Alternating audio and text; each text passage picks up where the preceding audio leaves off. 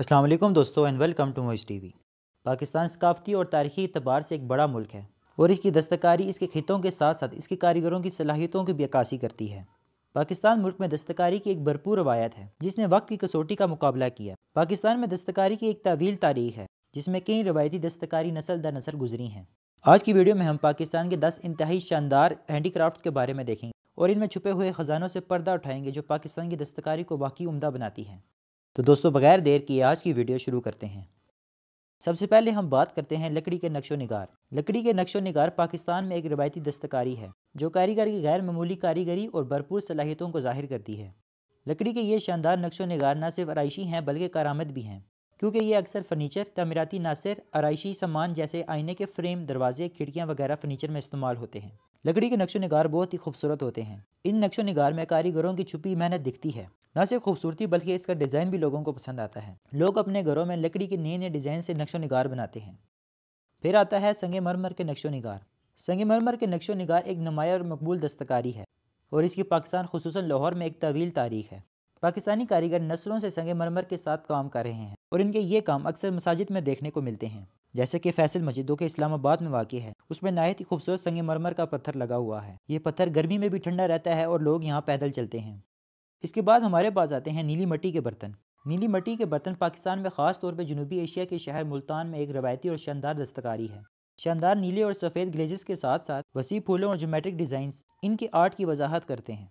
मुल्तान की नीले मिट्टी के बर्तनों की एक तावील तारीख है जो दिल्ली सल्तनत के दौर में 14वीं सदी तक पहुँचती है। नीली मिट्टी के बर्तन नहायत ही खूबसूरत होते हैं और ये अपनी मिसाल खुद होते हैं। फिर हमारे पास आती हैं कालीन। पाकिस्तान में आला मियार की हाथों से बुनी हुई कालीनें बहुत मशहूर हैं जो नस्ल दर नस्ल गुजरी हुई रवायती टेक्निक्स के मुताबिक बनाई जाती हैं। कालीन की हर गिरा हाथ से बुनी हुई होती है जिनसे खूबसूरत और पायदार कालीनें बनती हैं। पाकिस्तानी कालीनें मुख्तलिफ अंदाज, नमूना और नक्शों में आती हैं। इन कालीनों पर बने फूल इसे और भी खूबसूरत बना देते हैं। फिर हमारे पास आते हैं खुसे। पाकिस्तान में हाथ से तैयार करदा खुसे एक रवायती अंदाज है जो अपनी दस्तकारी और सकाफती अहमियत के लिए जाना जाता है। ख़ास आमतौर पर नरम आला मियार के चमड़े पर मुश्तमिल होता है जिसे इसकी पायदारी और आराम के लिए मुंतखब किया जाता है। खुसे के ऊपर वाले हिस्से को रंगीन धागे के काम, मोतियों और यहाँ तक के छोटे शीशों से मजीद बुना जाता है जिसके नतीजे में एक दिलकश और शानदार डिज़ाइन नज़र आता है। पाकिस्तान में खुसों को बहुत पसंद किया जाता है। शादी ब्याह और दीगर तकरीबात में लोग इसका इस्तेमाल करते हैं और कई जगहों पर लोग सकाफती तौर पर इस्तेमाल करते हैं। फिर हमारे पास आते हैं मिट्टी के बर्तन। मिट्टी के बर्तन पाकिस्तान की भरपूर सकाफती तारीख और दस्तकारी की एक अहम किरदार है। मुल्क भर में कारीगर मिट्टी और सेरेमिक से शानदार नमूने बनाते हैं जिससे पेचीदा तरीके से तराशे हुए बर्तन, गुलदान और टाइलें बनती हैं। नहायत ही खूबसूरत खूबसूरत बर्तन बनाए जाते हैं। कारीगर अपनी पूरी मेहनत से इनको तराशता है और नहायत ही एक खूबसूरत डिज़ाइन हमें देखने को मिलता है। फिर हमारे पास आती है पीतल और तांबे की दस्तकारी। पाकिस्तान में पीतल और तांबे की दस्तकारी बहुत ज़्यादा कीमती और वसी पैमाने पर तैयार की जाती है जो मुल्क की इस दस्तकारी को एक उम्दा दस्तकारी बनाती है। ये दस्तकारी न सिर्फ मुफीद है बल्कि खूबसूरत खूबसूरत डिज़ाइन को भी हमारे सामने लाती है। पीतल और तांबे से बने हुए खाने पकाने का सामान, जेवरात, गुलदान, लैंप, ट्रे, प्लेटें और काफ़ी और चीज़ें भी शामिल हैं। फिर हमारे पास आते हैं जेवरात।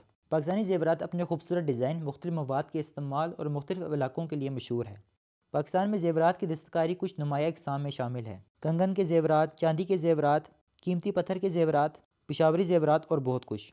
जेवरात की दस्तकारी नहायत ही खूबसूरत डिज़ाइन हमारे आगे पेश करती है। लोग इसे पसंद करते हैं। फिर हमारे पास आती है अजरक। अजरक एक रवायती पाकिस्तानी दस्तकारी है, ख़ास तौर पर सूबे सिंध से जुड़ी हुई है।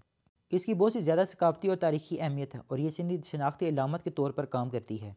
अजरक को ब्लॉक प्रिंटिंग टेक्निक का इस्तेमाल करते हुए बनाया जाता है। इसमें अक्सर लाल और काला रंग इस्तेमाल होता है जो इसे और भी खूबसूरत बना देता है। फिर हमारे पास आते हैं कैमल लैंप्स। ज़्यादातर पुरकशिश लैंप्स ऊँटों की शक्ल में होते हैं और अपनी वसी सजावट और शानदार रंगों के लिए मशहूर होते हैं। कैमल लैंप्स बासलाहियत फनकारों के हाथों से तैयार किए जाते हैं जो इन लैंपों को नाजुक तरीके से तराशते, मुजस्मा बनाते और पेंट करते हैं और एक खूबसूरत डिज़ाइन हमारे सामने पेश करते हैं।